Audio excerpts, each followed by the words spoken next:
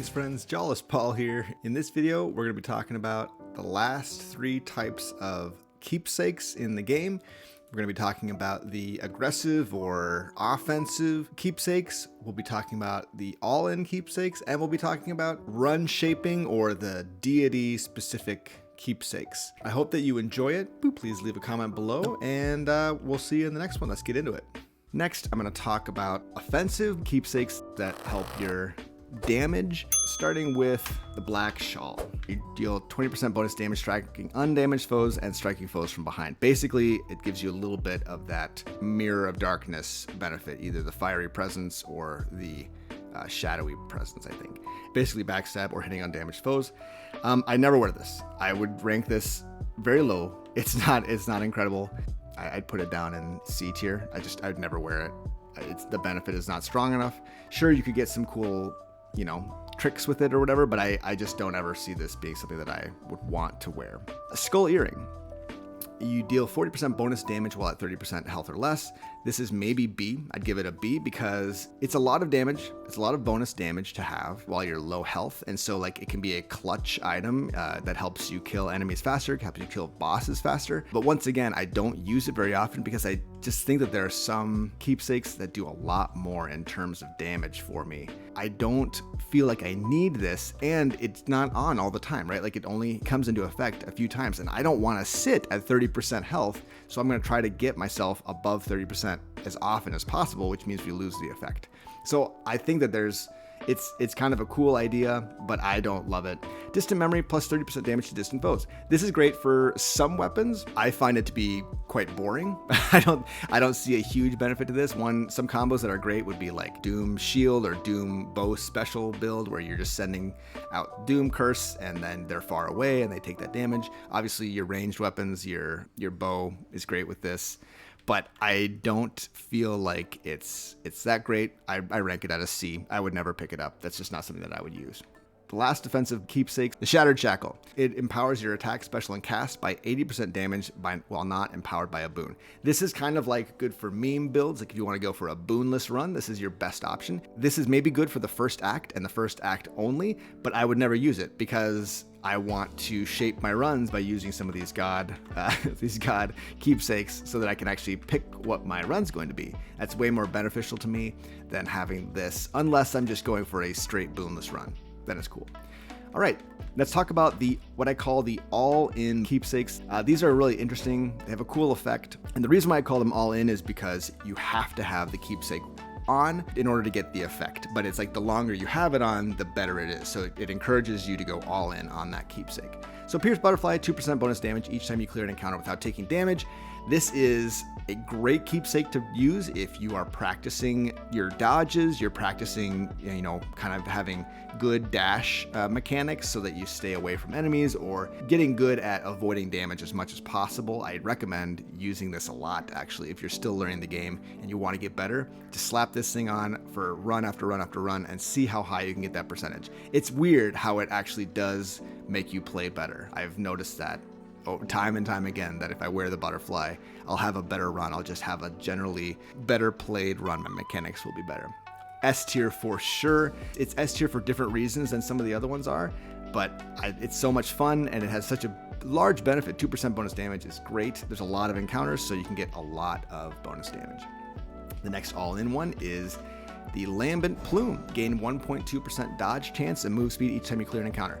This is another that if you take it off, you lose all of that dodge and move speed that you built up in the time that you were using it before. This one is also quite amazing. Dodge chance is great, and if you can stack this up, there's a few different effects that give you dodge. Other Hermes boons gives you dodge. If you wear Zagreus's fists, that gives you dodge. And then if you get Ruthless Reflex, that is a huge amount of dodge as well after you dash. So this is a fun one too. It makes me play faster. So if you're trying to go faster, if you're trying to get that, sub 10 minute run or sub 20 minute run or sub 15, whatever you're working on, this is a good one to practice with.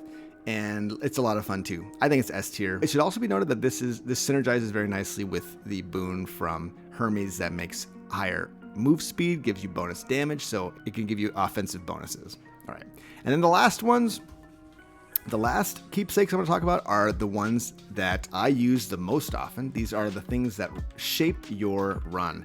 It determines which boons you find, and at least one instance of the boon. And the way that the game works, I'll just kind of briefly explain this, but the way the game works is it will give you 4 deities, or if you force a deity, 4 deities, and then it won't show you any other deities once it's established those 4. So if you find in Tartarus, if you find Zeus and Poseidon, Athena and Aphrodite, those will be the 4 that you see for the rest of the run. You will not see Ares, Artemis, Dionysus. You will see Hermes. He's an exception, but you won't see the other 3, or Demeter, I should say. You will not see the other deities unless you wear that keepsake. The keepsake will always force that deity to show up. When I start a run, I'm often thinking about what duo boon do I want to use for this run?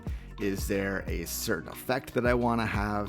And so that will determine at least the first deity that I find. And then if I don't get the second deity, let's just say I'm going for a sea storm build, you use Poseidon first.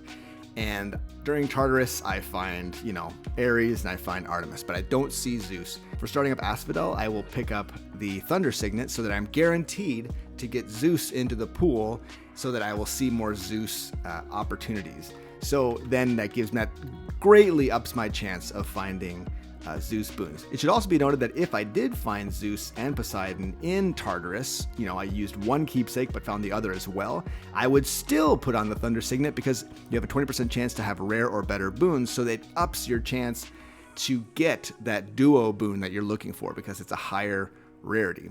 I'm not going to talk about each of these. I've talked about the gods before, and I don't feel like I need to go into them here, but I will note a few things that are beneficial. The first is Poseidon. So Poseidon allows you to have farming runs. He has a boon that increases the amount of darkness that you pick up. And if you are new to the game and you are trying to build out your mirror, you're trying to just level up in the game, Poseidon is probably the best thing that you could take. Maybe the Chaos Egg as well, but Poseidon could give you that one. And he just gives you, occasionally offers you, I think, Sunken Treasure, which just gives you health and gems and darkness. It just gives you everything that you want. Persistent rewards as well as run-specific rewards. So very, very good for starting out. And in that way, I think he has a benefit beyond just his normal tier 1 boons and his damaging boons and all that, knockback, all that stuff. The other that I would mention is Athena, and the reason why I mentioned Athena is that if you have lost some Death Defiances, Athena offers 2 Death Defiances, and she buffs the way Death Defiances work. So one of them is increased immunity time after you lose a Death Defiance, and the other is increased health regain after you kind of break your Death Defiance. You have more health on the next instance. She's very beneficial in that way defensively. The others, I feel like I've talked about them enough. I feel like I've talked about them, and so I'm not going to talk more about them here. Obviously, they each have benefits to damage. Some of them even have like defensive properties, but we're not going to get into it. So I thought I'd just jump in really quick and talk about one other boon that I think is really beneficial and does a unique thing. Demeter has a boon called Rare Crop that takes a boon that you've picked up previously and over the course of the run will increase its rarity. And so you can get heroic boons through Rare Crop. And so if you've picked up your primary boon and it's only normal or common rarity, Demeter through Rare Crop can buff that up to heroic, which is pretty awesome.